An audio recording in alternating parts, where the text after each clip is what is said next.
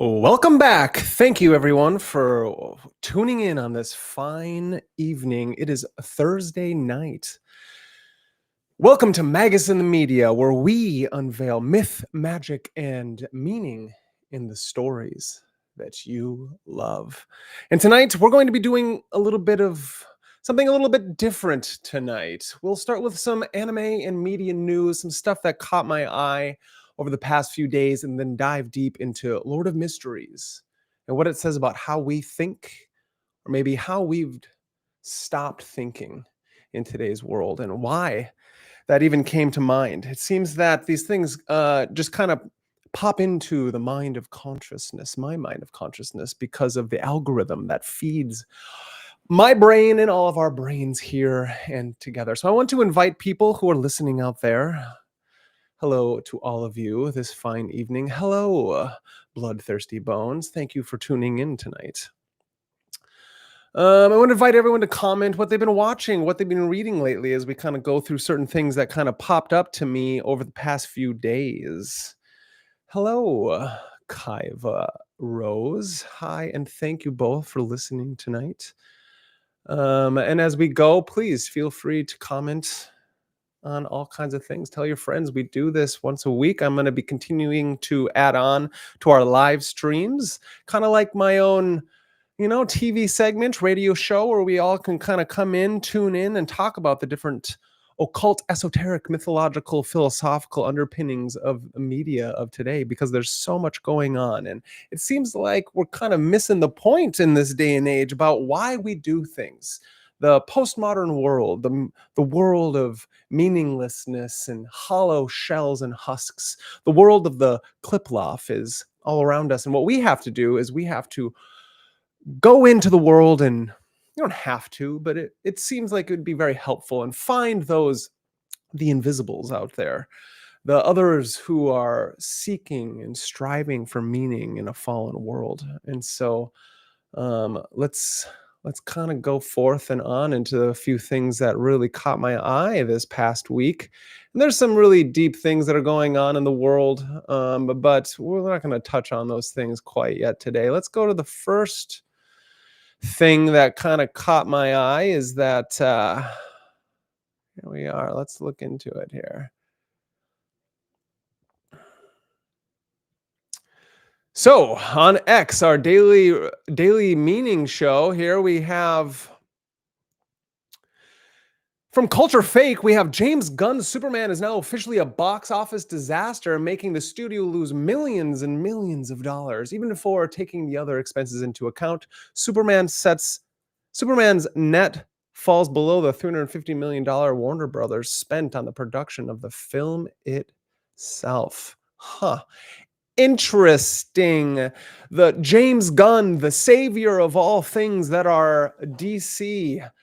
How could he have gone wrong? How could have it all gone wrong in this day and age? And why is it even important? Why does it even matter? Well, Superman is kind of a big deal in the mythology of our heroes of today. Kind of a big deal as in he's the ideal. He's the ideal of American dream. And the American dream has been able to broaden its horizons today, and we're a globalized world. And you know what? I'm fine with that. I'm fine with that because in this globalized world, it's really important that, yes, we are the ones who put the lines on the map, and the lines are really important, right? It's not like you just take your front door off and let anybody in, and it's not like we like to have my things and we like to have your things, but it's also like we are all just things in the world. And so this is one of those things that are really important. The mythology of Superman is just that.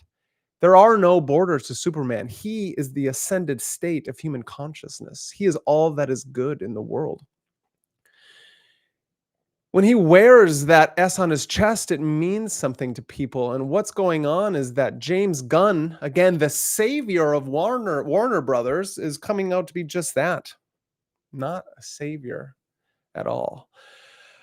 It's so bad that back in the day, I used to like wait and dream for every superhero movie to come out, no matter what it was. It started back in the day with Blade. Blade was amazing. It was corny. It probably didn't have that high of production value. Wesley Snipes played Blade, and everything that happened in that movie was kind of a spectacle, but at the same time, it made you want more. And then we moved on from there and we got X-Men, right? And before all that, we had the original Superman, and those things were fantastic. And we were like on the cutting edge of what it meant to have a Hollywood production. And then, what happened? We did end up receiving Scott Snyder's Snyderverse. His Man of Steel came out, and it did reach a lot of throwback, a lot of backlash for what he was doing in the world with our Superman. Thank you. I agree, Bloodthirsty Bones. See, exactly. Blade was fantastic. You really believe Wesley Snipes was Blade in that movie, and that's the difference between what is going on today and why it's so sad that we have to, and I don't even know what this guy's name is here. Whoever plays Superman in this movie, it's kind of sad, it's sad for him because he's living out his boyhood dream of being the legendary Superman. He gets to play it on screen. And so, we have to really just kind of be like, I'm sorry, dude. It's just not for you. Why? Well, because Henry Cavill was the epitome of what Superman was. And it's fine that the Snyderverse, Zack Snyder was trying to do and I may have said Scott Snyder. Scott Snyder is a comic book writer who came out with Batman, and he kind of redid the Batman in the New 52 as DC was redoing everything for his for their the representation of what DC was. And they do this all the time where they bring back, they kind of wipe the slate clean with this kind of multiverse or whatever, it's either one single universe with all the superheroes in it or it blows up to the multiverse. Marvel does it a lot. And in DC, they have it a lot. And Grant Morrison, I think, did it best. And some people think it's quite convoluted. But for me, I'm like, well, no, I'm all in. But for what we're going on today with Superman is that movie, I didn't even want to go see. That's terrible for a person like myself who, in my boy of boyness, loves all things I dreamed of for a long time. When we will get these live action of my favorite characters of all time, will they take All-Star Superman from Grant Morrison and put it in a live action? Can this be that? Can James Gunn take these beautiful stories and really help us become the man of tomorrow? And then, no, we can't, because as we see here, that's not what happened. It's losing money. And so that's where we're at. There was a bunch of these that were out on X over the last few days talking about how Superman lost all kinds of money. Well, of course it did. James Gunn did Guardians of the Galaxy. Guardians of the Galaxy was great. You know what? I'll say I like the first one. The second one was okay. That's interesting. His dad's the planet and he's a celestial and you have all these crazy things. Okay, let's do that.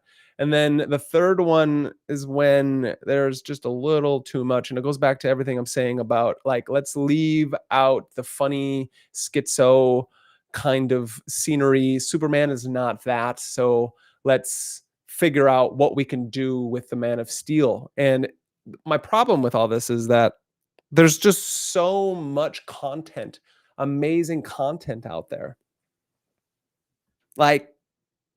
Hundreds and hundreds of chapters of Superman comics from some of the greatest writers that comic books have ever known. And then we get James Gunn, who doesn't maybe understand the true essence of what makes a Superman movie or what makes Superman what Superman is supposed to be.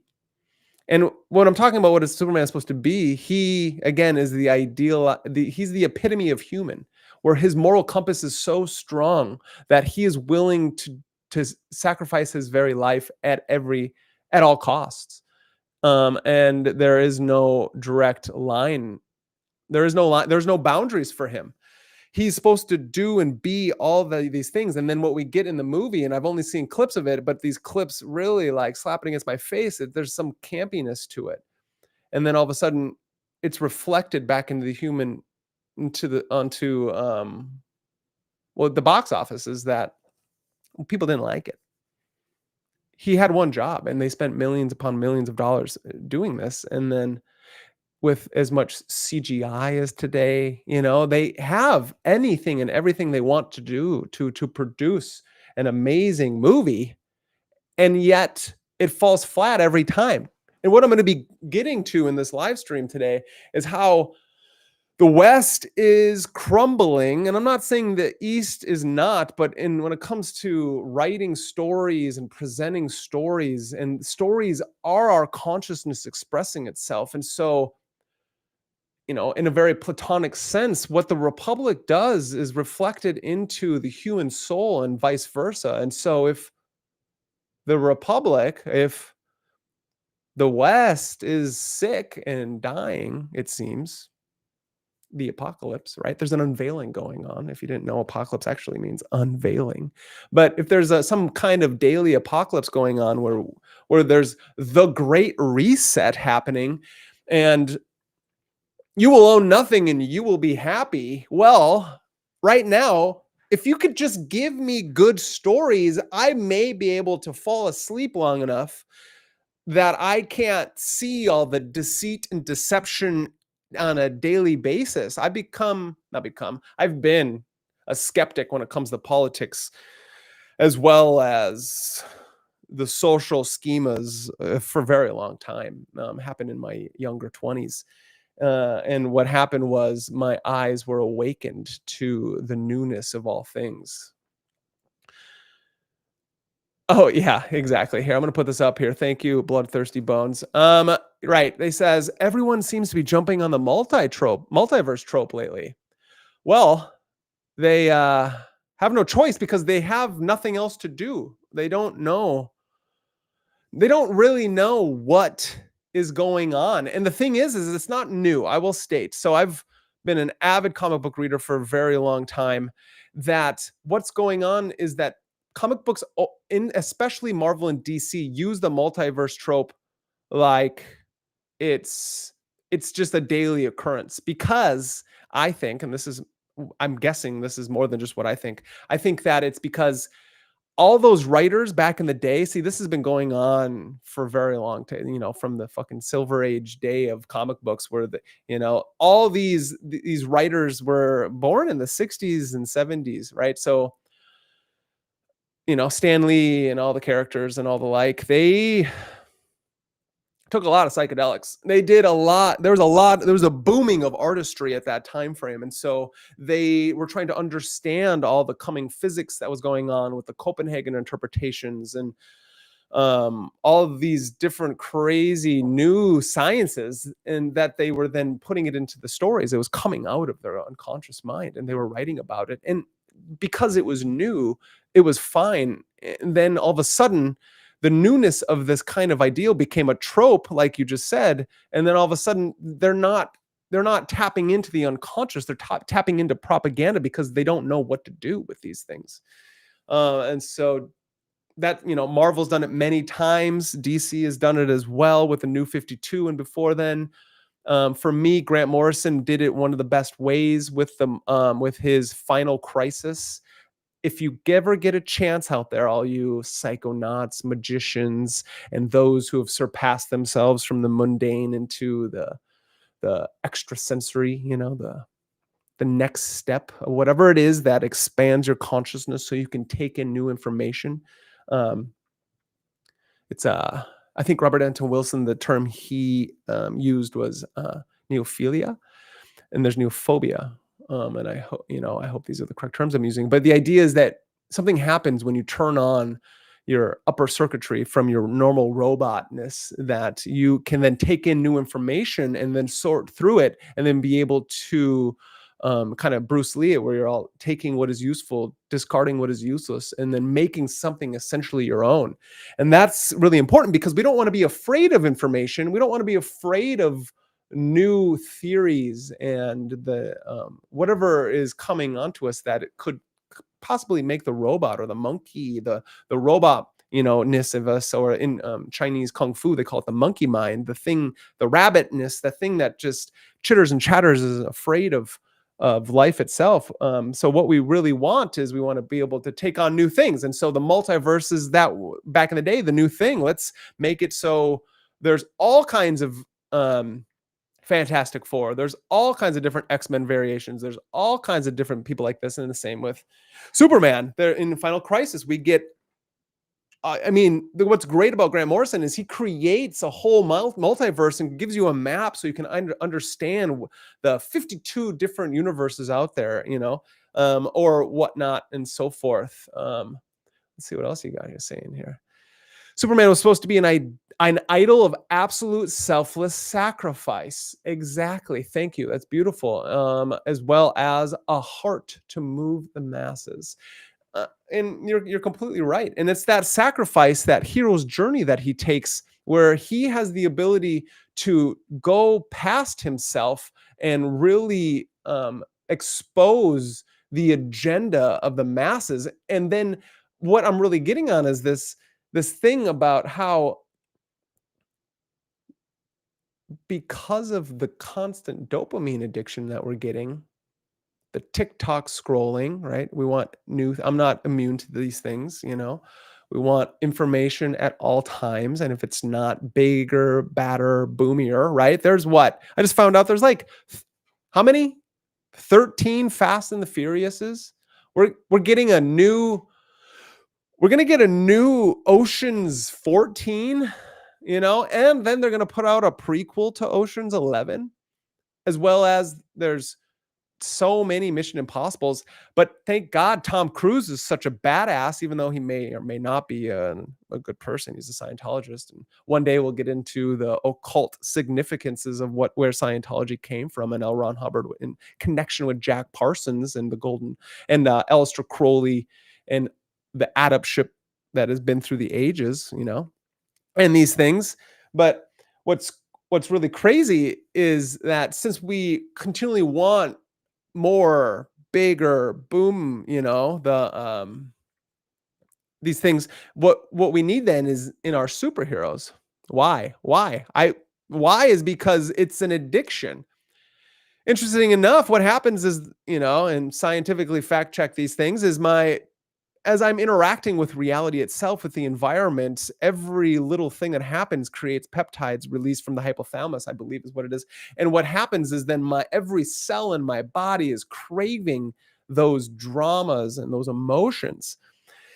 And so why is that? It's the same thing with your dopamine addiction, is that the more I click and the more things that stimulate and the more things that release dopamine, the more I'm going to try to crave those things. And if I don't get them, it's an addiction. And that's what's going on with these superhero films. It's like, if you give me one amazing story, then maybe I won't have to want to crave more and more and more, but you can't. So instead what you do is you are giving me shit all the way down, and then people are annoyed and they have to move on to something else. And what that something else is it seems like it's coming from the realms of anime, right? I mean, we all kind of see it, and when we're seeing these things, we're realizing what's going on. So let's from that discussion, let's move on to the next little thing here on our storyline, is that in DC as well, it's like, okay, James Gunn is collapsing. What else is going on there? And can we figure it out? Well, what I'm seeing here is that Jim Lee, a very famous and longtime writer, as well as he probably has I don't know what his studio part in DC Comics is, in DC Studios, but as what he says from discussing films is, Jim Lee says DC Comics will not support AI generated storytelling or art. Quote, what we do and why we do it is grounded in humanity. No algorithm can replicate that. True effort, inspiration, and perspiration. And from there, we move into a longer quote by Jim Lee. And this longer quote states, so Jim Lee says, DC Comics will not support AI-generated storytelling or artwork. Not now, not ever, as long as he is in charge. So Jim Lee's in charge. Great. Thank you, Jim. I've loved a lot of Jim Lee's art out there in the day. So, I'm going to give him that. His art, and I think he's done some stories I can't remember at this moment, but I've seen so much of his beautiful artwork, and thank you, Jim, for that. Quote Jim Lee, because what we do and why we do it is rooted in our humanity. It's that fragile, beautiful connection between imagination and emotion that fuels our media. The stuff that makes our universes come alive. It's the imperfect mind, the creative risk, the hand-drawn gesture that no algorithm can replicate. And when I draw, I make mistakes, a lot of them, but that's the point. The smudge, the rough line, the hesitation, that's me in the work. That's my journey. That's what makes it come alive. It's the product of true effort, of inspiration and perspiration. Fans know this. They sense this. They can feel when something was made with care and when it costs the artist time, energy, heart, and effort. People have an instinctive reaction to what feels authentic. We recoil from what feels fake. That's why human creativity matters. AI doesn't dream. It doesn't feel. It doesn't make art. It aggregates it. Our job as creators, as storytellers, and as publishers is to make people feel something real. That's why we create, and that's why we're still here. I couldn't have said it better myself, Jim, but the problem with that is, what's the problem? Well, if you're still connected to the monster, the great Leviathan of all things, Hollywood, if you're connected to that, you're going to do nothing but spew out propaganda, and that's what we're seeing. I've stopped buying comic books because it's become trash. And what I mean by trash is that it's just laden with propaganda. It's not telling me a true story, a story that's coming from the unconscious mind trying to express itself. It's telling me something that the political machine, the Leviathan, the military industrial complex, or Hollywood, the same thing, they're integrated. Spoiler alert. But what's going on with this is that it's telling us what to feel instead of telling a story, and then we feel ourselves within it. And so, Jim, you're right.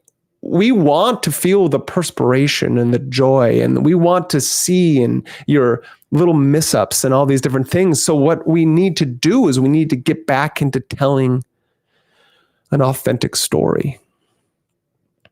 An authentic story is something that touches the heart and the nervous system, something that helps us express ourselves, because the everyday 9-to-5 mundane life of trying to go to work, feed ourselves as we're being bombarded with the chaos from outside in this fallen world, as the government lies to us on a daily basis, as our food is poisoning us, as we're in an inflammatory world with blue light everywhere, as we're trying to raise our children, feed ourselves, be in a healthy relationship with our loved one, our loved ones, and our family, and then to find those still moments inside where we can recharge and reset. And what we want to do in those moments, which isn't always just practice, embodiment, martial arts, kung fu, meditation, magic, which we need those things, and you need to set time apart, aside for those things. But we also need time where we can tap into the human imagination and human potential. And to go back to Superman, that's what Superman does for us. Is that, interesting enough, our brain patterns don't know the difference between a dream and reality. It's the embodied experience of my body with my skin that tells it there's a difference, and that's not me doing it. It's the same way as when I'm watching shows, or before we get there, when I see somebody sneeze or yawn, and then all of a sudden you sneeze or yawn, Why is that? Your mirror neurons within the mind, within the brain, are tapping into those things, and they're going back and forth, where all of a sudden it's like my mirror neurons don't know the difference between your yawn and my yawn, and so I yawn even if I'm not tired. So when I'm experiencing a Superman that isn't Henry Cavill, and I'll just state Henry Cavill, he held a frame and gave us an authentic experience. So when I saw Superman as Henry Cavill, I didn't see Henry Cavill, I saw the Man of Steel. Furthermore, when I see Superman of today with James Gunn, and in the trailer I get a knocking of the teeth out and they're flying in the air, and it's a silly moment, and then they go and they show me all these other silly characters that I don't really care about, I'm like taken out of the experience. I don't want flashy colors, but you can give me that. Superman had his moments where he had long hair, and he was a little crazy and a little crude. He had moments where he turned both blue and red, and he had no powers and many powers. He was a young kid. He was an old man. There are many variations of Superman.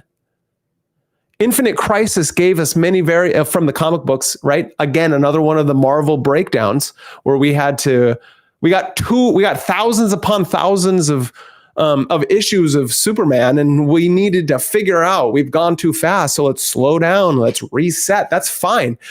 Please reset, because then we got to truly ask ourselves, if they're resetting in the superhero-dom of comic books and storytelling, do we reset in real life? Interesting, right? Think about that. Think about it.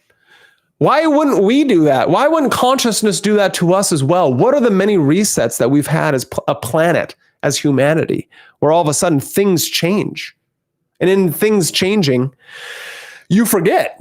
Superman in those moments didn't know until he met his ulterior selves and then all of a sudden all this information came back to him.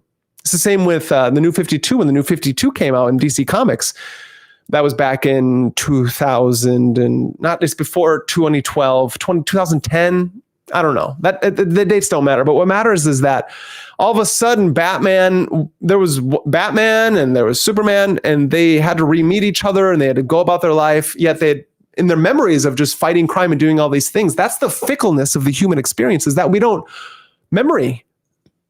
That's what changes the time binding skill, the ability to write things down. That's what accelerated us through culture. And as a civilization, is that all of a sudden we could remember what we did yesterday because we have all the stimulation. We were able to write down history. But that's a problem, is if the propaganda that's coming through and being spewed through our stories, through the magic mirror of your phone or your computer or your TV, it's plugged in. It is a machine, a thinking machine that's telling you what to do, what to think and obey, right? Until you put on the glasses and you can see things for they truly are, or take them off, open up that third eye and really realize where we're at, right? It's not some new agey third eye opening. What it means is to ascend into higher levels of consciousness so you could do what that picture of is widely attributed to. The philosopher didn't do this, Giordano Bruno, but it's the idea of that hermetic explosion where all of a sudden we're crawling through our normal everyday world and going past the curtain, looking out in there, and there's this cosmos. It's all around us. It's beautiful. And that's what happens in the Final Crisis. That's what happens in all these things where all of a sudden all these superheroes are brought to one big bad guy, one big moment of explosion where they can see every timeline at all. It's too much information. So what does our brain do? What's our mind do? It helps us. It saves us from those experiences. But please save me from the experience of shitty comic books and shitty movies where we get a Superman who doesn't look like Superman, and we get I don't even know what's going on with all these things. It's crazy. James Gunn's Peacemaker is like losing. It's going to end because it's become all of a sudden so propagandized that nobody wants to watch it. Good films, good movies, when something's original. And as we move on from that, let's look at what is going on and why is that. So there are good things out there in the world. like Demon Slayer. Demon Slayer is breaking box office records left and right. It's in the top 5 of greatest movies of this year, beating out multi-million-dollar Hollywood studios. It's past Mission Impossible. It's past F1. It's past Superman, Fantastic Four. I haven't done the research to know what's above it, but for me, Demon Slayer crushes all things. It's one of the greatest animations I've ever seen. Why? Because it's giving it is still flashy. It's still giving you the dopamine drops, hits left and right. It's like, okay, this feels good. I like this. Why? Well, because you can put yourself in the character of Tanjiro. He is truly expressing himself, trying to do the one thing that he vowed to do. His intent was, and his willpower was strong. He's trying to save his sister. And upon saving his sister from being a demon, right, in the story, if you don't know Demon Slayer, go out there and watch it. It's on Crunchyroll. It's all over the place. You can watch every episode, and it's camp and fun, right? It's not all serious all the time. He meets new friends and does these things. There's some characters like Zenitsu, who's a complete and utter wuss, yet when he falls asleep, he's one of the most badass characters there are. But what happens? He meets others like him. He realizes that there are the Hashira. Giyu is his first mentor before he reaches his, water-breathing master.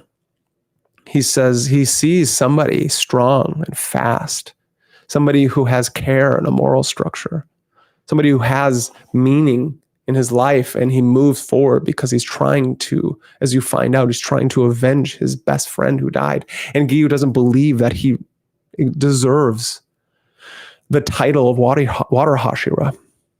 So what he does is he's trying to help find the next one. And he wants to also kill Muzan, the bad guy.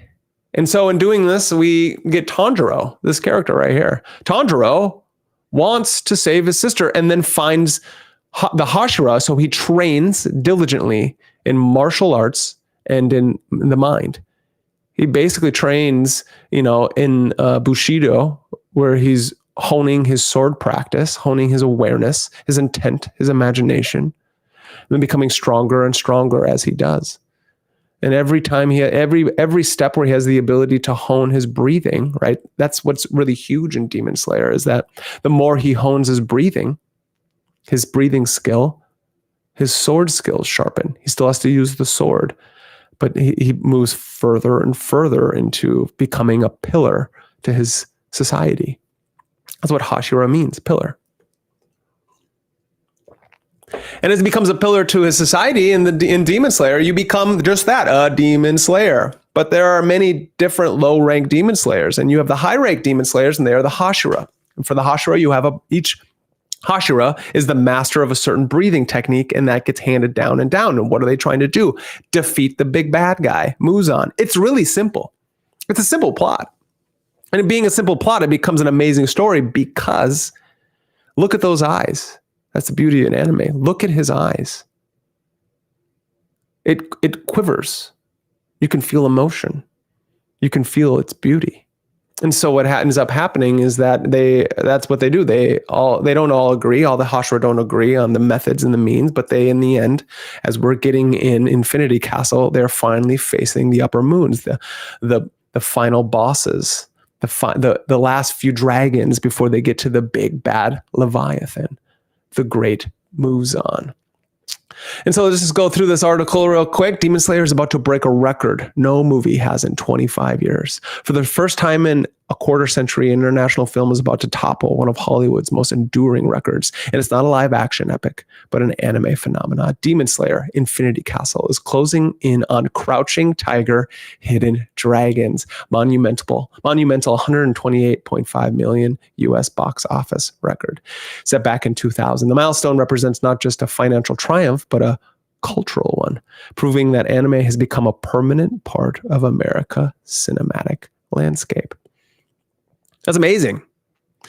That's amazing because Crouching Tiger, Hidden Dragon is it's one of my favorite. It's one of my favorite movies when it comes to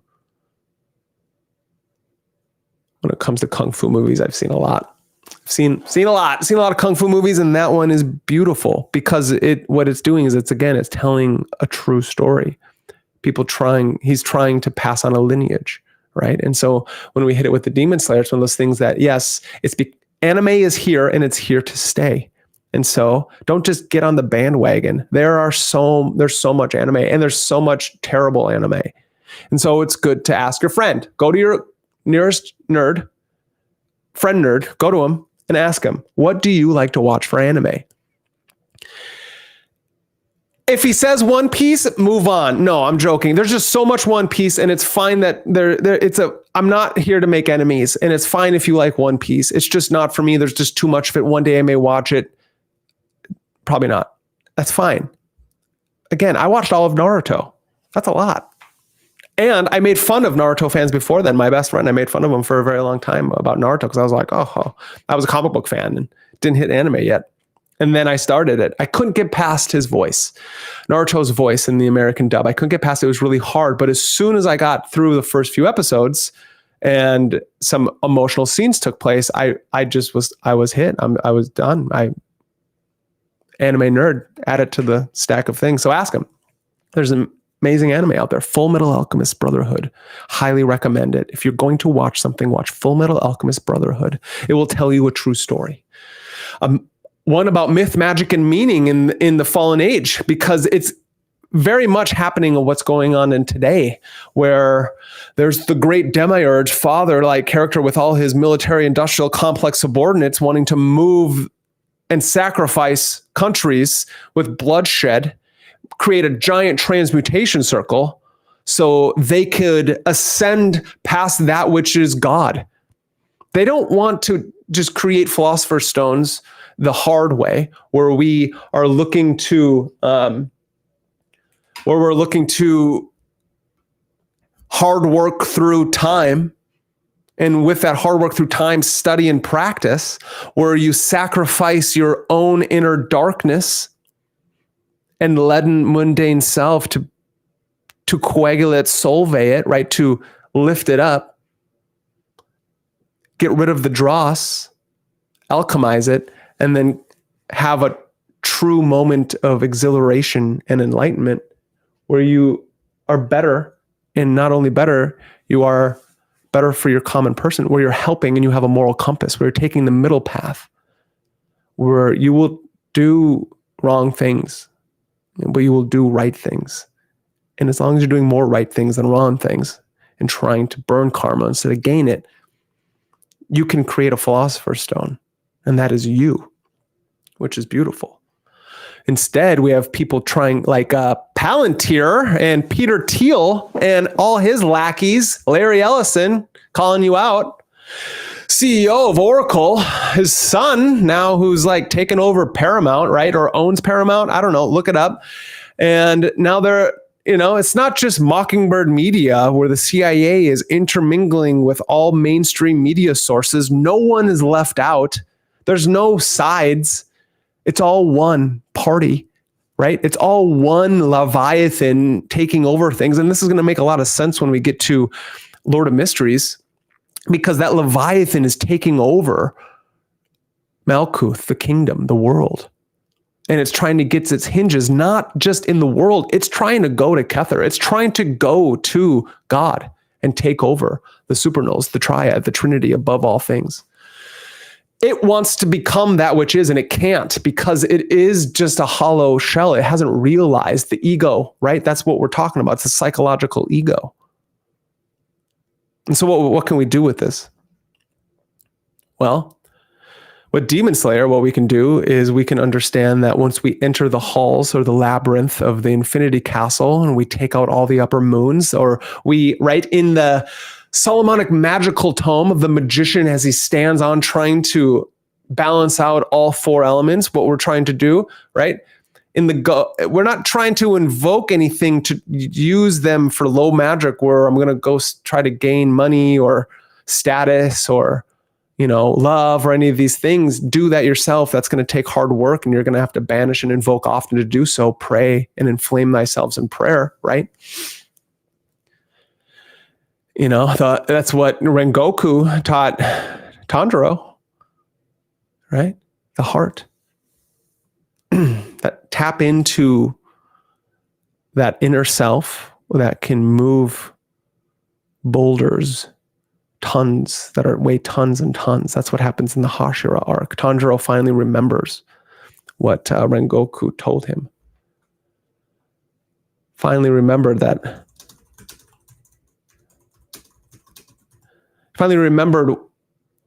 how to tap into that inner flame. The flame Hashira tapping into that inner flame, telling him to better himself. And so what Tanjiro was able to do later is realize how to defeat Akaza, the upper moon, by tapping not only into that thing which is going to interact and activate the highest portion of the Hashira in each individual so they could take out the upper moons, but also understand what does true awareness mean and how to get rid of that killer instinct. That just like when you get rid of the killer instinct, then those who smell killer instinct or see or sense can't see you anymore, and you move like a ninja in the night. And then you can move in and out of circumstance and situations. That the Leviathan crawls up and around and wants to take over all things. And that is what's going on in Hollywood, in our social media, and with the dopamine addiction. That the audience is losing face and not truly understanding what it means anymore.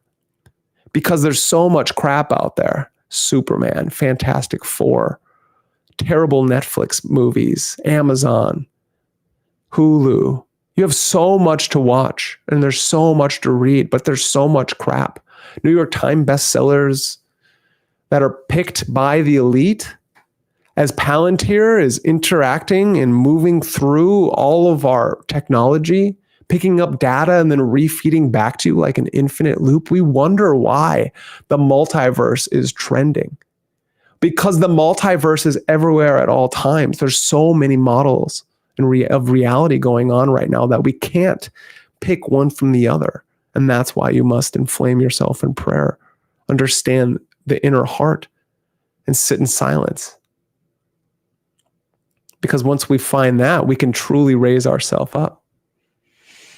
And it's not all lost, you know. There are good stories coming out that people can find, but people are confused that when they actually have to think about something, they have to put together a mystery and understand subtext and context and understand what characters are trying to do. Look at the surrounding around them. That's what Lord of Mysteries does. And that's what also Fullmetal does. So Fullmetal's author, she is now coming out with something that she's already been actually coming out with. Sorry. I haven't read it completely or at all. I've read the first few chapters and it's quite good. Demons of the Shadow Realm. The official trailer number 3 has come out. And so let's watch it, right? Let's see what's going on. And hopefully this doesn't get copyright. I am still trying to figure out copyrights. And so sometimes they like me and sometimes they don't. So let's go with it. This is Demons of the Shadow Realm, which is the demons of the Shadow Realm is in a world where certain humans command mighty supernatural duos called daemons. It is the birthright of the children of the sundered day and night, twins Yuru and Asa, to rule over these powerful entities, separated from a young age and unaware of the truth of their birth. Brother and sister must fight to make their way back to each other, claim their birthright, and save the world. Sounds great. I'm excited.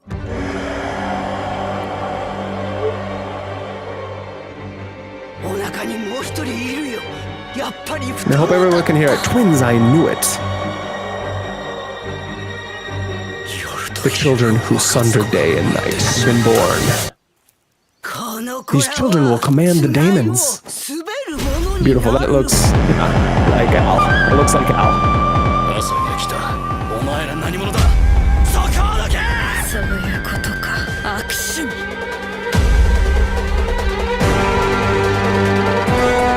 It has so much feel like Fullmetal Alchemist. It's wild.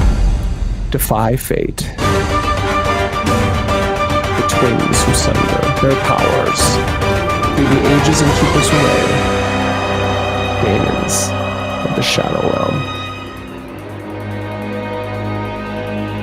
Airing for 2 consecutive seasons, or whatever that's in. Hiromu Irakawa. She created Fullmetal Alchemist. She is an alchemist. She is brilliant because that story, Fullmetal, is one of the greatest stories of all time. It tells a true story. Again, it tells the story of becoming more than God, and you can't do that. That's not possible. That's evil, right? And that's what tons of these data technocrats, the techno oligarchy, is trying to do today, is trying to become more than that which is, or they're trying to not die. They're trying to become immortal, and that's a sin because they're trying to bypass the route of consciousness and what it means to be human. I hope we all see that. And so that leads us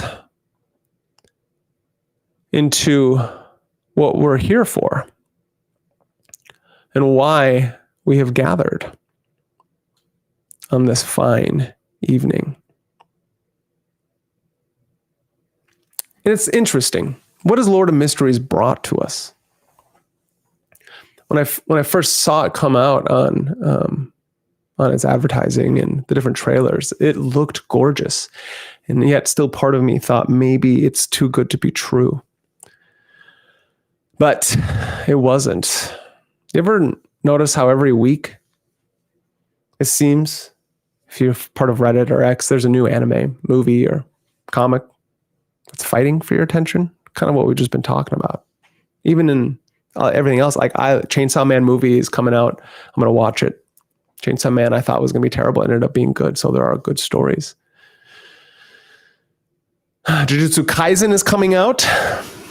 I'm really excited for that. No matter what anybody says about Jujutsu Kaisen, it's truly an amazing story. Again, this is from the East. This isn't coming from the West. This is... I can't think of good stories that the West is coming out there currently. Like, the entire industry is in a panic that you might look away, and that's why it's constantly trying to come out with new things, and both sides are doing it. That's why we're getting spammed at all times. But if you look away for 5 seconds, that means they don't have your attention, and that means they're not getting your revenue. And if they don't have your attention, you may think for yourself. And if you learn to think for yourself, you may sit down and try to question what's going on. And it's like, no, we need to cultivate will, imagination, and intent. So we have to sit in silence, and we have to meditate, and we have to practice, and we have to become embodied. And if you don't have that constant dopamine release, you then can't do that. And then you can't dissect the narratives that's coming out in everyday society. And if you can't dissect the narratives, and then what's happening is you're believing the narratives that are arising. And then you're not a free thinker. Then you're not you. You're somebody else. Because if your thoughts aren't your own, they're somebody else's. And then what are the softwares and programs that are moving you? It's the industry. It's Hollywood, military industrial complex. I would say the demiurge, but it gets a lot of bad press. So I'll say the Leviathan. Leviathan rises. So you scroll through social media and it's all quick edits. I watched some things today. I actually quite a stirring YouTube, but it was like anxiety ridden. I didn't get anxiety, but I could see if somebody did. It was crazy. It was like somebody was on meth while they made this edit, but it was still trying to tell me something. And so even though that it was like a continual dopamine release over and over and over, like I still was able to parse out the message. And the message was, if you have to think about it, that means you don't want to watch it, because that means you can't just idly sit by and do something else. And if you can do something else, that means you can continually fulfill all these other different things, and then you can't actually learn. You can't breathe, and you can't take in the true story. That means you can't fulfill the archetype that this modern day and age may not let you do. And if you can't fulfill that archetype, you can't realize what you're missing or what you have too much of. And so we must continually scroll and find new information and try to distract ourselves from our loved ones and family, and distract ourselves from our creative passions, distract ourselves from kung fu and magic. And I say kung fu, that's just because it's self-mastery. It's mastery through time, in an embodied practice of martial discipline. So any martial discipline, I don't care what it is. I love boxing, I love Muay Thai, I love jiu-jitsu, I love kung fu. So I just love trying to be better. And I want to not only be better, I want to be able to learn how to protect myself and my family. I also want to become an anime character. I didn't put the white in my hair or in my eyebrow. This is vitiligo, just in case anybody ever cared to wonder.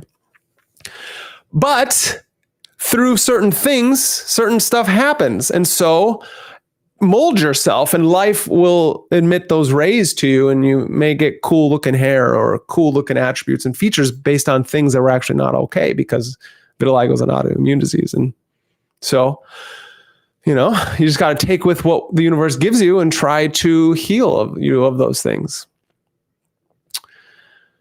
So and you got to remember that each frame and each scroll and each dopamine hit is trying to scream, don't think, just feel something for 3 seconds and then move on. Don't think, just feel something for 3 seconds and then move on. And I get it. The system is built to keep you consuming. You go to the grocery store and there are aisles of 100 different ketchups and 60 different cereals and 30 different kinds of canned tuna. And what kind of Kool-Aid are you going to drink today, But it's all the same, owned by the same companies, put the same brain-rotting foods inside of it, red 40s and blue 5s and yellow 16s, all these things that are creating more dementia, creating more neuro skips and memory loss. Because if I can get you to lose your memory, then I can get you to not remember what made you sick in the first place, right? But every now and then, not all is lost. Something comes along that doesn't want your attention per se. It demands your attention. And when something demands your attention, you got to stop and it makes you think. It takes you from one state of existence to another, like a broken doorknob, where every day I walk through the same door, but that doorknob now, it doesn't work. And now I have to think about it. I have to think about it to figure out, how do I walk through the door? That's what Lord of Mysteries feels. And that's why I think it feels different. This is going to sound weird. It's slow and cryptic. And then you're going to say, yeah, but those first 3 episodes weren't slow. They were fast and an information dump and a download. It was like I was peaking on acid or peaking on, mushrooms. It's like I was peaking and I couldn't handle all the information that was going on. It's like I'm trying to read captions at the same time as witness all the different things that are going on. Why is he falling through the air? What's this like ooey gooey thing that's going on as he is broken down and then his consciousness is put into a new body, and then he's got these memories that are his from his other life, but now memories that are his from this life. That is what happens to Zhao right away as he transmigrates into the body of Klein. And he's then got to figure out his surroundings environment all at once. And then we have to figure out, well, what's going on the background is that a web novel that has like 1400 or 1500 chapters. I don't know. Don't crucify me because I get these details wrong. But you have to put it now into 13 episodes that they don't know if the mass majority of people are going to like, and there is money that needs to go into these things. And so they're trying to figure out how to give you enough so you keep coming back, but not so much that they're missing key moments. And so since I never read the web novel and still haven't, as soon as I get done, for all of those of you who are like, hey, bucko, I want Lord of Mysteries episode 4 breakdown. It's coming soon. I'm working on it. It's almost done. It's hard. Tencent doesn't give us the ability to take any of their clips or anything like that without true, like major copyright claims or things like that. And so as I'm learning how to do this YouTube thing, I'm trying to understand how to give you the best information that is my passion of stories, myth, magic, and meaning, occult, esoteric, mystical, magical, these things, and give it to you in a 20-minute to a 45-minute video. I want to give you the best where it's not just me dragging on pedantically, just talking. Like, this is what we're doing now. Just keep listening. Here we are. But at the same time, I want to give you the clips and the symbols and the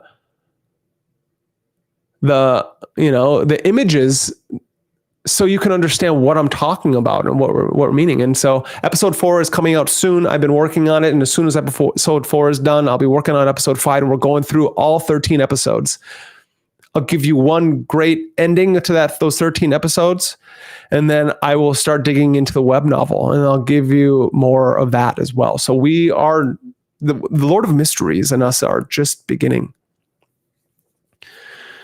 And so it's slow. And what I mean by that is it makes you think, it stops you in your tracks so you can have a true experience with the story, with the text, with the tome of information that Cuttlefish Who Loves Swimming is really coming out with.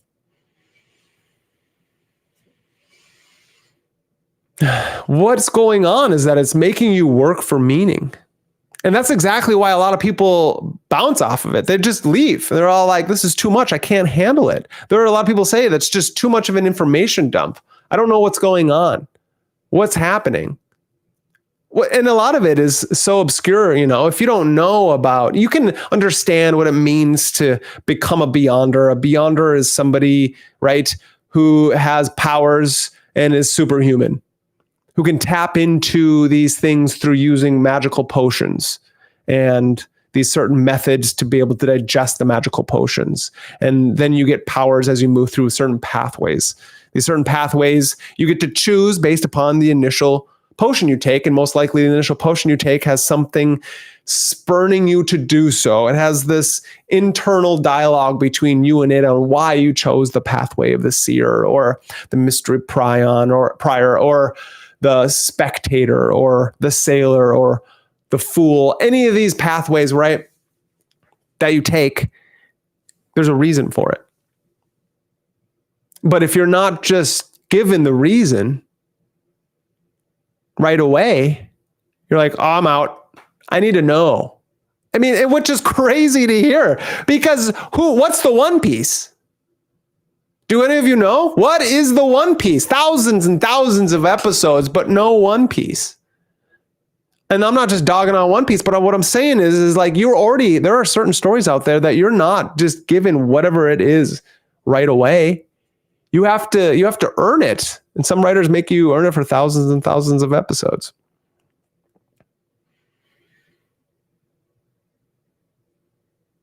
Yeah, Cuttlefish Who Loves Diving.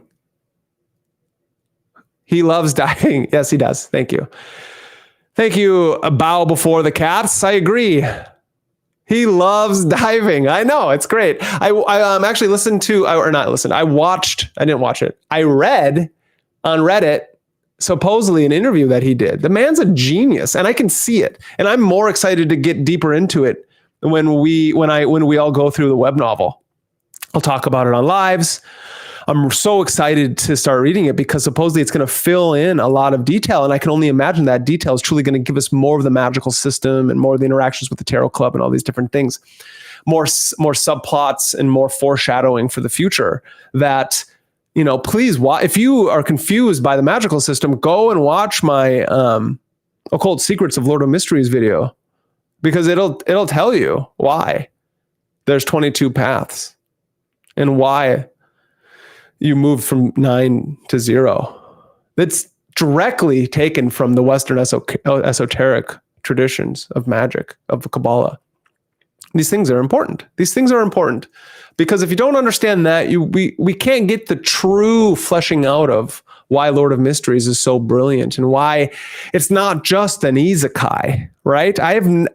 It's not just an isekai, it's transmigration, and he uses those specific words. And then somebody out there, I can already hear it saying, well, other animes and donghwas, they use isekai, or they use the word transmigration. And I'm all like, okay, great. Do they also use the 22 pathways or the 22 major arcana of the tarot? No. Do they also use the tree of life specifically? Are they using magical potions like alchemists would?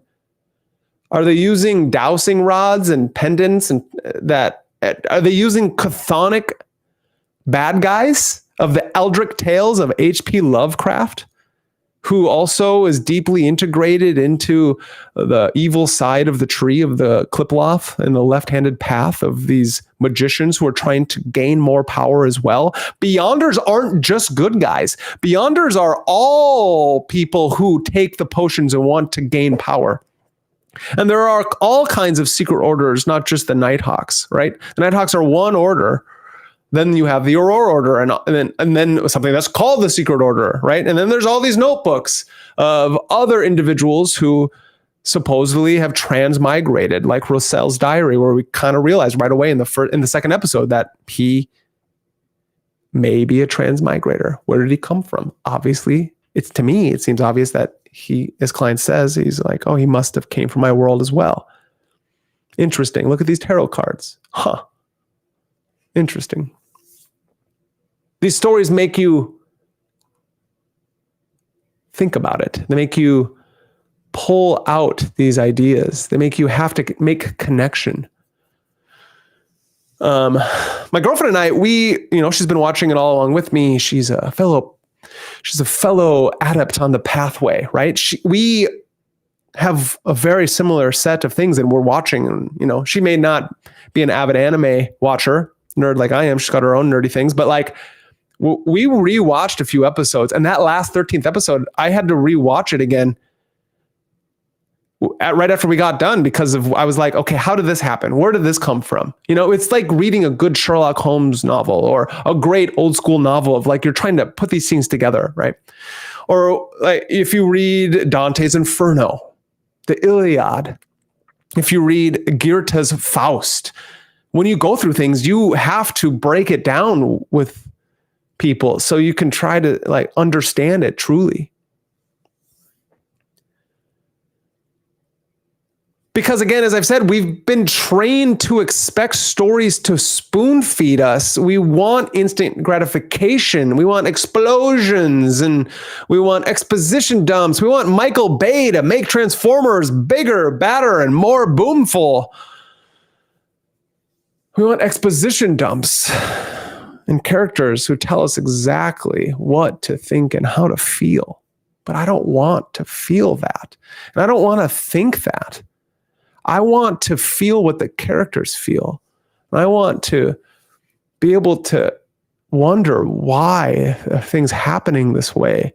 There must be a reason. And then the next episode, it gives me a little bit more. Like I'm watching, like I'm truly experiencing a mystery.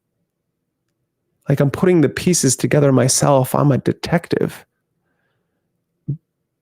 When that happens, I can have a true phenomenological experience. I can then feel the darks and the lights and the sadnesses and the happy moments.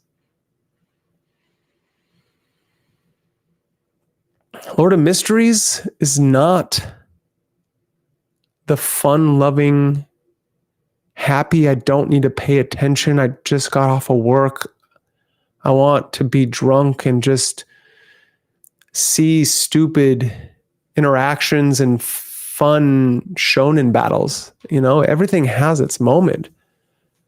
Lord of Mysteries gives you ritual, symbols, silence, long pauses where you are forced to pay attention or get left behind. And that to me is the beauty of it. Lord of Mysteries is like reading a grimoire. Lord of Mysteries is like trying to dissect a grimoire that has been written as a cookbook.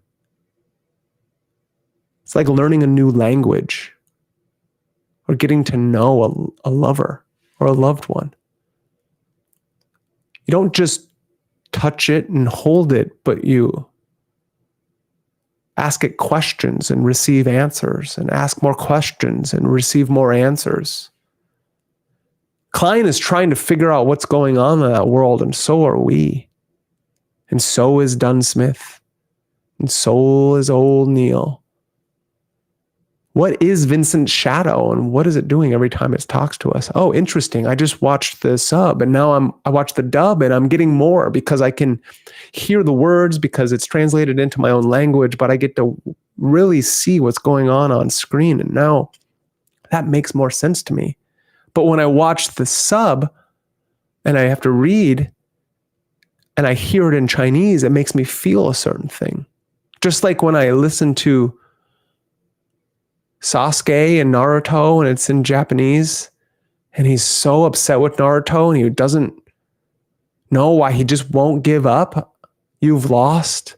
Stop it. Let me kill you. Naruto says no in Japanese and I get to read it. It makes my spine tingle. So in the moments where I have to be patient through fillers and then I get this moment of pure expression, just like when I have to be patient and read the sub and watch, maybe, just maybe, my dopamine is equalizing out. And then some circuit is turning on within my nervous system and expanding. And I'm moving out of the robot who just wants to consume and feed and have noise and clutter. And now I'm moving into what Robert Anton Wilson calls the higher circuits, the somatic circuits, the psychedelic circuits. Psychedelic only in the way that it's an explosion of newness that I need to meditate on it. I need silence to fill in the gaps so I can understand the words that are being said and the information and symbols that are being read.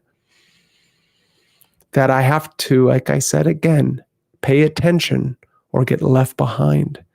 And that to me is the beauty of it, the brilliance of it, what makes me smile. Is that it's like consciousness telling me, hey, you found something here. Let's pay attention. That this is something we need to unfold and expand on, which is then why it's beautiful that we get to do this together. And why episode by episode, I'm going to break down the symbols and the signs, the logos, the word coming forth from every episode so we can understand it together. Because there are things happening and I want you to know what I know. And then you can comment on me in these moments and then you can tell me, maybe I've missed the mark or maybe I'm spot on and maybe you felt it too. Because there's a Western esoteric tradition that we're tapping into here that is laden with symbols and allegory, metaphor, mythology that real people have experienced, real people have tapped into. And there is a Leviathan underneath that is trying to take that away from you. Let's say you're having an experience where you're having a vision.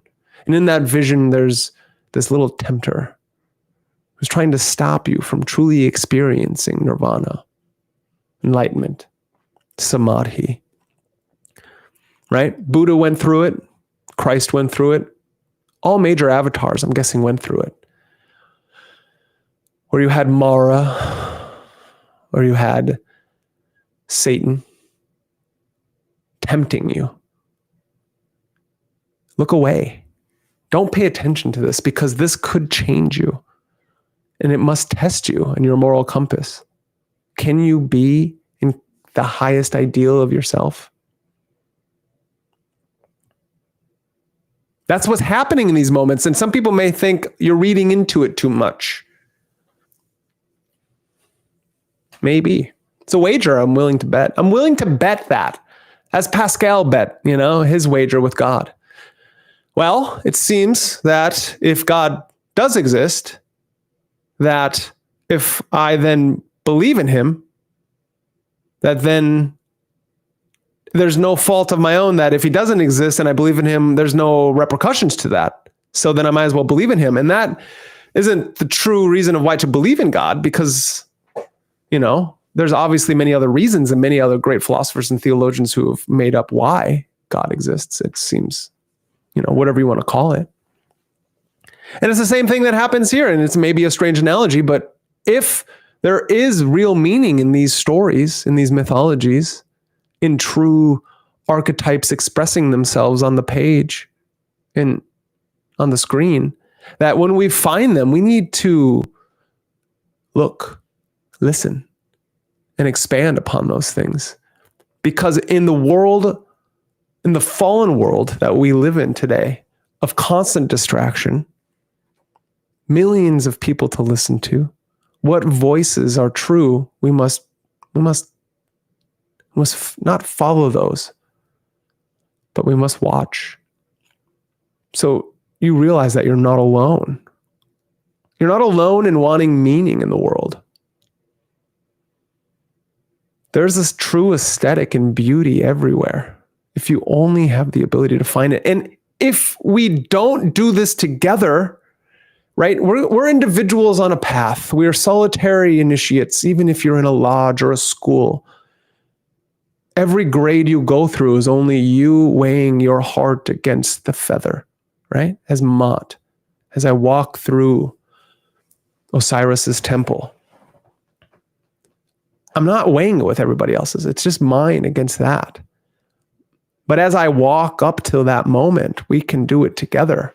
And if enough of us point the way together, we can find the stories and we can navigate through a land of chaos, through a fallen world of nothing but husks and shells and demons trying to constantly strive and get something. One impression after another, one attention after another. What if I sell you a book on spirit cooking? That's what you want, right? No, wait. If you read this book on tuning your frequency to the greatest biofield of 5D consciousness, that's how you will find enlightenment. Or if you buy this thing for $1,111, that's special angel knowledge. And then this thing can save you. Or go to the top of a mountain and tune into this app that'll give you a frequency, and then you will experience extraterrestrials for yourself. Or you don't need to do any of those things, and you just need to take your mind and your body and just open a book. Find a book, in classical literature. Find a science fiction novel or a fantasy novel. There's many out there. I could name 10 right now. I just did a book review on one, Dune. Another book review, Name of the Wind, I'm going to do, by Patrick Rothfuss. Open a comic book, Promethea. Go to All-Star Superman by Grant Morrison. The mystics and sages and shamans and magicians are our writers and our artists and our storytellers. There are also sorcerers out there who are vying for your attention like vampires in the night. And we get that in episode 4 of Lord of Mysteries with Vincent. He teaches this group about magic mirrors and then gives a box to a girl. And in that, gives her an incantation. Maybe do a little research and study before you do these incantations with these props, with these magical implements, things that you may not understand. A Ouija board. Why? Why do that when you don't understand what you're opening up? There are set systems out there for true expansion, for true understanding, that have a system that the ancients have been trying to teach us and have been passed along from adept to adept for a very long time. And that's such an interesting thing about Lord of Mysteries, is that it taps into that unconscious realm of these chaotic beings who are trying to move their way through the world and birth themselves into humanity. The chthonic Eldritch stories of H.P. Lovecraft, he tapped into something that is mythic. The Leviathan trying to ascend itself into the heavens. And these archetypes trying to bring themselves into bodies. It seems it's really important that there's a body and a mind integrated. There's something to that. So don't try to bypass those things like these techno-oligarchs, like the Palantirs with the Peter Thiels and Larry Ellisons, the Zuckerbergs and the Bezoses and everyone that we don't have a name for. Because those people are just trying to also reach their own level of self-awareness and enlightenment. It's just that they've fallen off the path and they're going to have to face their own karma. You can't not have a body and you cannot not die. It's part of the journey. The great death is important.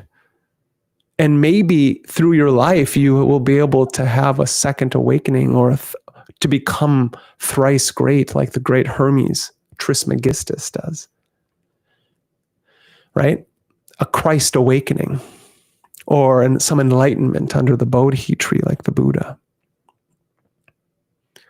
I truly believe the Lord of Mysteries has and can teach us the lost art of patience.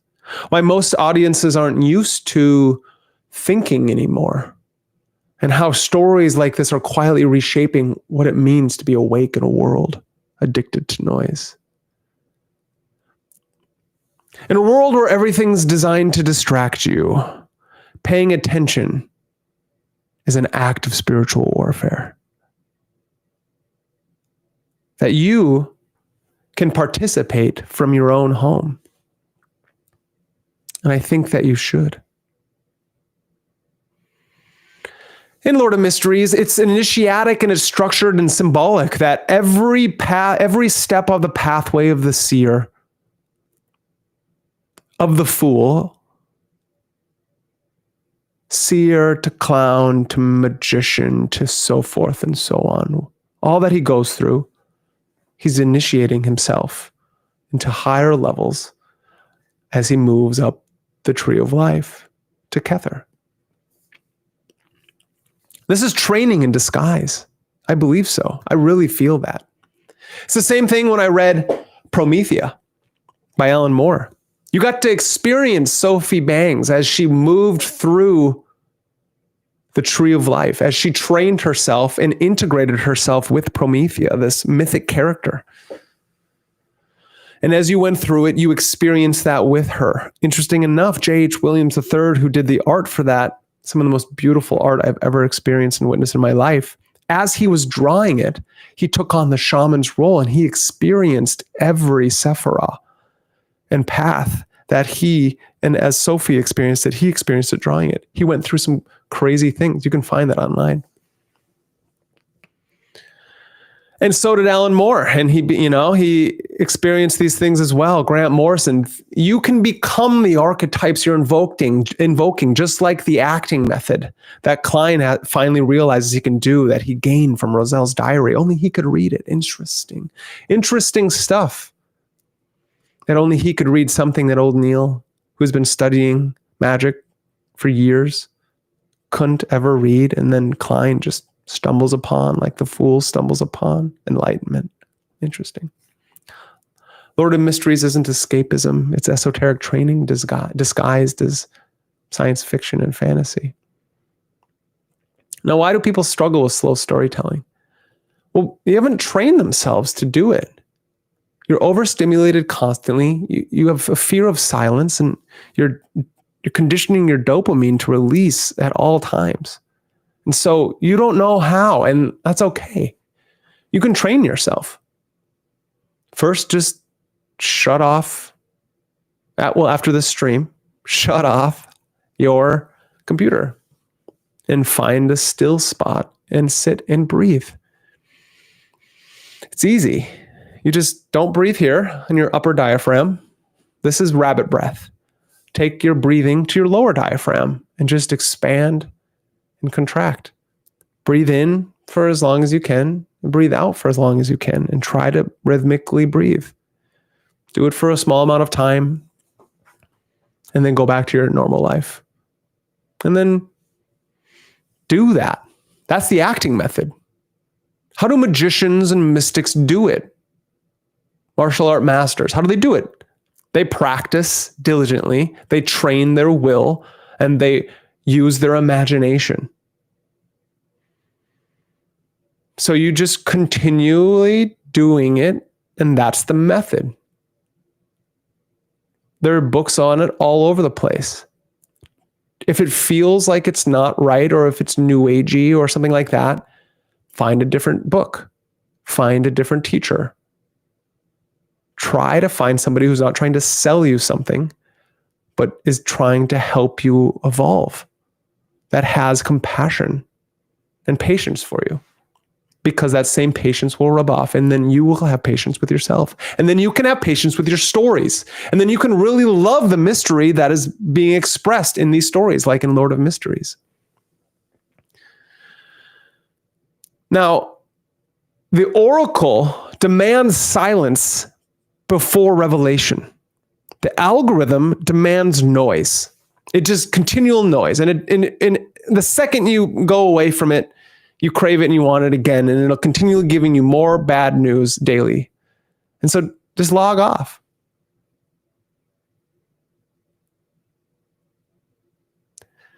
Think about it. True depth requires stillness, and reflection breeds transformation. Why is that? Have you ever had a moment with a loved one or a family member? It was the pauses in between things is where what they said could truly sink in. And then you get to express yourself as well. And then they express themselves, and you continually going back and forth with brief pauses and expansions. And that is what good stories are trying to do for you. That is what Lord of Mysteries is here for.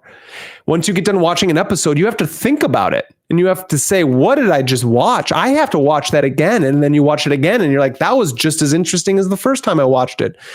Don't be afraid of watching things multiple times. So what we're getting at is that thinking is an act of rebellion. Thinking is the new rebellion, because that's what they don't want you to do. And who is they? They is the Leviathan, the great mass herd of noise and chaos, which is then again in Lord of Mysteries. What are these bad guys? Well, there are people pulling the strings. There are these eldritch gods, these crazy monsters. And then what are so if a Beyonder loses control, he turns into this eldritch horror. Somebody who is taken over by the archetype and the force, this supernatural force that is continually moving through and waiting for you to mess up, waiting for you to not understand the stillness and the silence, waiting for you to give your awareness away to the vampire in the night, to the person who's continually draining you, continually pitter-pattering in your ear. That is the chaos. And that is the eldritch horror. And that is the demiurge of the archon that is outside of ourselves. Not like out there in here. It's a projection that anything you hate in others is just something you hate in yourselves. And there's something very true to that. It's not completely true, but it's very true. When you're invoking the Goetia, which I don't recommend doing, because if you're not ready, or maybe you should never, because there's already so many forces at will that you have to work against. Why would a Beyonder want to bring upon the eldritch horror upon themselves when already at any moment you could slip up into the chaos? So don't. But understand that all these psychical forces are demons in and of themselves. But there's something more than that. Like in the daemons of the shadow realm, the term daemon actually can also translate into higher genius, like Socrates called it his daemon. That voice, the I don't want to equate it to higher self, but that voice that helped, and it was a teaching voice. There's this conversation, knowledge and conversation of the holy guardian angel that magicians go through when they're on their magical adept ship. It doesn't have to be as crazy as what Crowley or the Golden Dawn talk about, or the Rosicrucians, or any of these institutions or schools, but something that when you tap into it, and it guides you along the way. That this thinking, this intent, this imagination, this will, it takes true thinking and true thought, not propagandized thought, military industrial complex thought, not mockingbird media thought, not some 3-letter agency or some great eldritch horror thought, but something that when you truly sit in the stillness, become embodied in your practice, or find the magic in your life, finding the meaning in the fallen world, that thinking is the new rebellion. It's not taking to the streets and fighting the great man, but it's becoming the great man or woman, becoming the great individual, the hero on our journey. So take to the call to adventure. And sometimes that call to adventure is simply watching a great story, watching Lord of Mysteries, watching Fullmetal Alchemist Brotherhood, watching Avatar: The Last Airbender. These are canons. These are the grimoires of our day and age, teaching you how to become the avatar of your own world, teaching you that you don't need all the tricks and powers. That Edward at the end, spoiler alert, he gives his alchemy away because he realizes that he has his friends and family around him, and that's all he needs. That it was trying to get these cities, these powers, these things, this level of immortality is what caused the problem in the first place. Ed and Elle try to get their mother back, and in doing so, they do the greatest taboo of all alchemists: human transmutation. They were just kids. They did something wrong, and they atoned for it. We're not all just children anymore. Yes, we may be the walking wounded, said Robert Anton Wilson, but we're not children. And every time I even do something wrong, and as we all do, have anxieties and fears. But I remember the mantras of my stories, the mantras of the great spiritual traditions, of great books that I've read. Fear is the mind killer. Fear is the little death that brings total obliteration. I shall face my fear and let it wash over me. And then when I look back, I shall see that only I remain. The litany against fear, it's probably, I missed some lines there, but you get the point. It's these mantras. Use them. Make your own 3-line divination prayer and then do it. Don't be afraid of the higher self. Don't be afraid of these great spiritual traditions, no matter what it is. Just realize that it's not anything out there. It's not the exoteric practice, but it's the esoteric practice of trying to unite with self, of trying to understand ego and persona as just that, masks and husks. They're just identities, but yet there's this acting method that we learn in Lord of Mysteries. And so I must take on this thing. If I want to become the anime character of my dreams, or, if I want to become the superhero or the highest ideal, I must act as the highest ideal. And then doing so, it'll integrate with me, and that great archetype can unfold. Be the king, lover, warrior, magician. Be the queen, lover, warrior, magician. Whatever that is for you, do it, and I will too. And then we're going to meet right here. So again, I'm just going to repeat, thinking is the new rebellion. And Lord of Mysteries is teaching us how to be patient with our stories. There's a lot of crap out there, but let's allow the good stories to tell one. Lord of Mysteries is going to be coming out until 2035. The next few seasons, we're going to be getting 30 episodes. That's going to be a lot of work. I'm going to be breaking down episode by episode. I'm going to be here along with you, so help me do so. Because together we are on this path of initiation that you can't get away from it. The only time you drop into Chapel Perilous or the great suffering, the dark night of the soul, we're in it today. Humanity, We are in it today. Humanity is in it together. You can see it in everyone's eyes. No one knows what's going on. Everyone is afraid. So be the stillness that they need. Be a friend. That myth, magic, and meaning in a fallen world means that you can become the hero on your journey. And when you see others falter, you can not tell them what to do or what to think, because that's not the point. Everyone needs to ride their own bus. One of the great myths of today that Timothy Leary spread, he did a lot of great things. He did a lot of crazy things. And his mantra was all out of whack, right? And he knew it, and he said it in his writings after all that, right? He said, tune in, turn on, and drop out. And it was that last part, the drop out, that he got wrong, because he was also helping push the 7 circuits of consciousness, the smile, space migration, intelligence increase, living, life extension. That it's not all evil life extension, that we're trying to tap into the immortal one, the awakened one, the great Buddha, the thrice great Hermes, the Christos. We're all trying to tap into that, no matter what the archetype is. It's the hero on the journey. We're all in a great initiation. You can't get off the bus because you're driving your own bus, and that's the point. Timothy Leary had a group of followers. He became a guru, and he didn't even want to.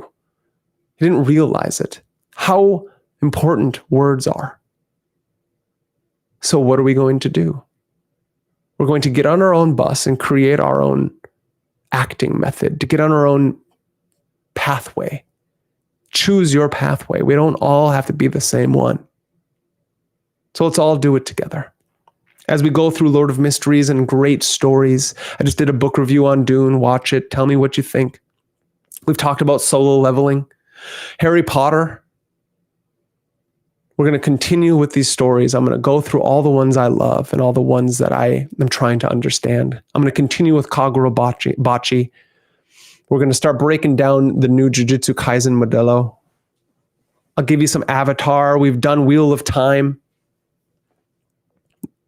We're going to continue because this is an initiation, and each episode of Lord of Mysteries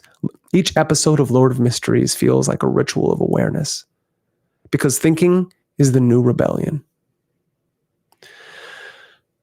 So out there, everyone who's listening, thank you for listening. I hope you know that I appreciate this dialogue so much. And at any moment, anybody ever has anything to comment, please do. There's a lot of interesting things going on today, and I can understand if you're scared. It's going to happen, and more craziness is on its way. The great oligarchs of the Eldritch tale, the technocracy, the dystopian future that Philip K. Dick talked about, it's not coming. Palantir is ever growing. So what you have to do, and Oracle is ever growing, right? Look at what they do to us. As I'm talking about this, they take our great words and our great sayings, and they integrate it with, they invert these things and they integrate it with their own. Oracle with Larry Ellison, an offshoot of the CIA, a branch of it, of information, of them taking our data so that they know everything they're doing. And you know why? One of the many reasons I think why they're doing this, Palantir and Oracle, these 3-letter agencies and these great lizards, right? They're doing it because they're vampires and they need to suck our data and our energy, but it's also because they're afraid. They're afraid of the path. They're afraid of the middle path, the right-handed path. There's no right or left. It's the middle path. Excuse me. Straight up. But as magicians, what do? We want to feel it all. We want to go the lightning path up. We want to experience, be snake or be dove. I will experience all that existence has to offer. So even if you try to put your brain in a vat or download your consciousness into the great computer, either way, we're on this path of initiation together. And I appreciate every single one of you out there. So tell me, what stories lately have actually made you think or made you feel something beyond the surface? This is Magus in the media, and I truly appreciate you. And don't forget, like, share, and subscribe, because the only way we can do this is by growing together. I hope all of you out there have a wonderful evening, and I truly appreciate every single one of you. I've said this multiple times. This is a dream to be able to interact with you in this way. And I hope as we grow episode by episode, video by video, that we get to do this together and we have more conversations, because free thinkers, magicians, maguses, mystics of all kinds, no matter what your creed is, we are going to be here one way or the other. And the world isn't for others, it's for us. And so thank you. And I hope you have a wonderful evening, and I will see you next time.